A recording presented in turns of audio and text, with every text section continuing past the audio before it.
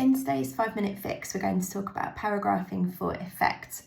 So we know that we need to start a new paragraph every time that we begin speaking about a new time, topic, place or person, and every time we begin a new line of dialogue for a new speaker.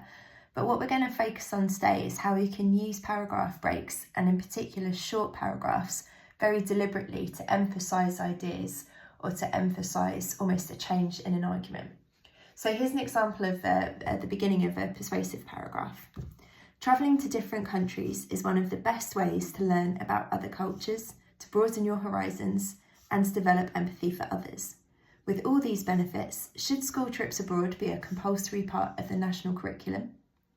So the really key thing to emphasise here is I have ended this paragraph with a question.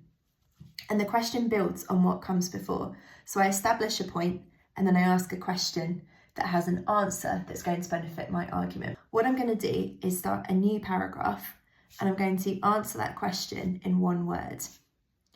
I could just say yes. With all these benefits, should school trips abroad be a compulsory part of the national curriculum? Yes.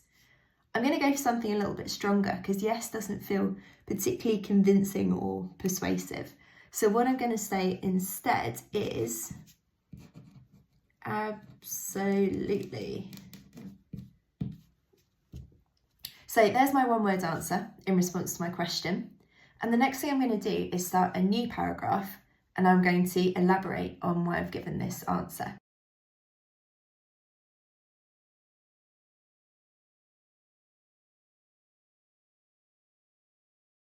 Now I'm thinking about the word to put at the end of this sentence. I've already used abroad, so I'm going to say overseas, just to avoid any repetition.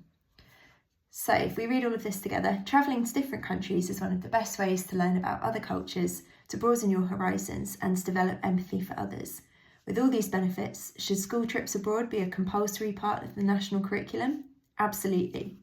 Giving every child the opportunity to travel abroad could be transformative, especially for those whose parents could not otherwise afford to take them overseas. So our structure here is quite simple.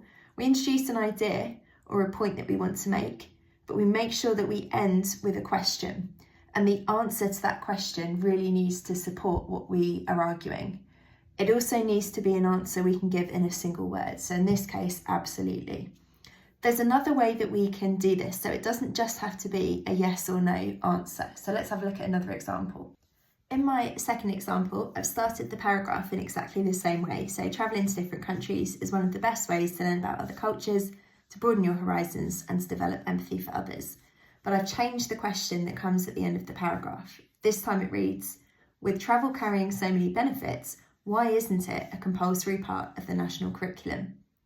This is no longer a yes or no answer, but I can answer it in a single word. So what I'm going to say is, new paragraph, in a word,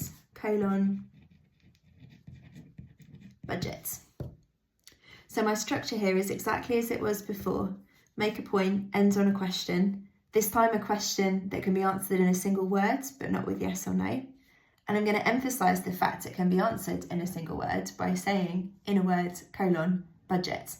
And then just as before, new paragraph, and now I elaborate on my response.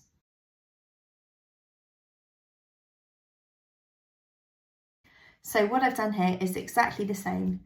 End a paragraph with a question, answer the question, but this time in a single word, highlighting it's in a single word, and then elaborate on my answer. Years of underfunding means schools simply do not have the resources to take every child overseas. Instead, the majority of their money goes towards basic equipment and school supplies. This is a tragedy. So what is the impact of using a short paragraph like this? Well, in this case, what I'm trying to emphasise is the fact that a complex sounding problem is actually so simple that I only need one word to answer it or to solve it. The solution can be summed up in a single word. And then I can go on to explain how we might fix this. So I'm going to talk about the problems with budget and funding and go on to argue that increasing budget, making more money available, is the way to fix this at first complex sounding problem. If we look at the previous example, I'm doing the same thing here with emphasising how strongly I feel about my answer to this. It's not something that I have to think about. It's not something I have to question. The answer is simply absolutely. And then we elaborate on the reasons why. These one sentence or one word paragraphs are a great way of using your paragraphs for effect, to emphasise the simplicity of a solution, to emphasise how bad a single problem is, how sure you are about something, and then we go on to elaborate on it in the second paragraph.